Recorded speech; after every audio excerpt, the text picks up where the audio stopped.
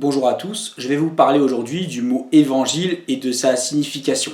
Vous le savez, le mot évangile renvoie au livre qui raconte la vie de Jésus. Il y en a 4 dans la Bible, 4 évangiles, mais quel est le sens premier de ce mot évangile?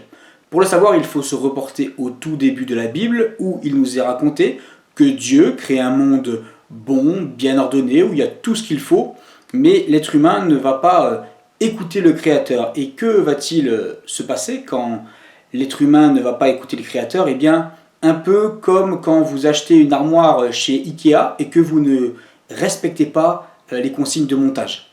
C'est une catastrophe. C'est pourquoi, depuis lors, la création est marquée, abîmée, influencée, voire dénaturée par le mal. Mais Dieu va rattraper le coup et pour cela, il va choisir un peuple, Israël, afin que ce peuple soit un exemple pour les autres nations, pour que ce peuple témoigne de qui est Dieu. Pour cela, Dieu va particulièrement aimer ce peuple, il va lui manifester sa puissance et il va lui permettre de pratiquer la justice, de faire la volonté de Dieu et donc de manifester à tous les autres peuples la bonté et la justice de Dieu.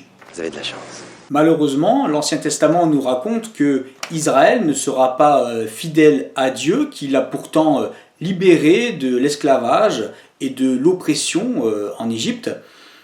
Et par conséquent, Israël va se retrouver à nouveau victime de la domination, de l'oppression, de la puissance des grands empires de l'Antiquité qui régnaient à cette époque. Eh ben voilà, dès qu'il faut être sérieux, il n'y a plus personne.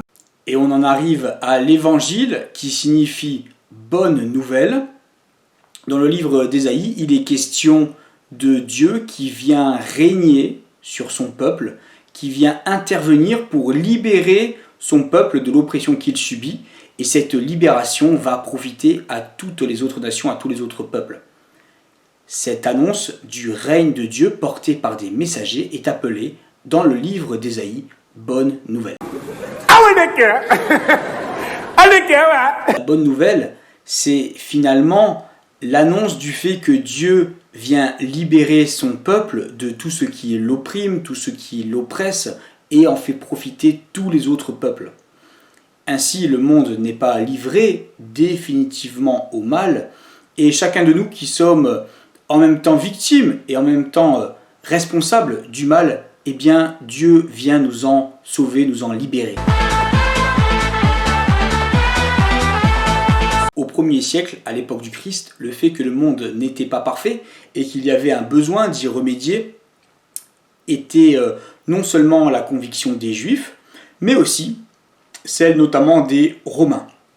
Pour les Romains, la naissance des différents empereurs marquait le début des bonnes nouvelles, c'est-à-dire les bonnes nouvelles d'un monde qui change, d'un monde qui progresse, d'un monde qui va vers le mieux.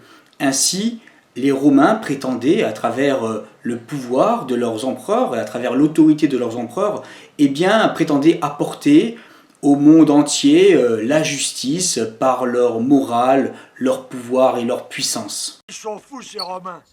Et puis à cette époque, il y avait plein de spiritualités, plein de philosophies qui prétendaient sauver l'homme et sauver le monde. Mais pour les chrétiens, c'est Jésus-Christ, mort et ressuscité par la puissance de Dieu, qui vient amener cet évangile, cette bonne nouvelle.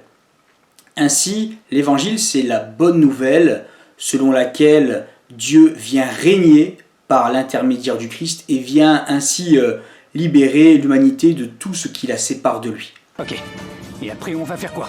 Concrètement, tu es oppressé par une maladie, une souffrance, une injustice, par l'angoisse, par la solitude, par le doute, par une addiction, par la culpabilité.